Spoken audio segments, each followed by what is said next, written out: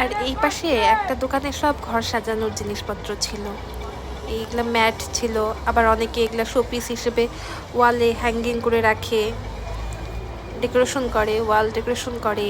আর এটার নাম, সঠিক নাম আমি জানি না, তবে এটা ওয়ালে হ্যাঙ্গিং করে রাখে, ফ্লাওয়ার ভাস বলা যায়, ওয়াল ফ্লাওয়ার ভাস। এটার আছে ওয়ালে হ্যাঙ্গিং করে রেখে এটার মধ্যে কোনো ফ্লাওয়ার অথবা ওই যে পাতাগুলো ঝোলে এগুলা দিয়ে রাখে। এটা বাবা মার দোয়া, এটাও ওয়ালে হ্যাঙ্গিং করে রাখে। এটার প্রাইস চাচ্ছিল 150 টাকা।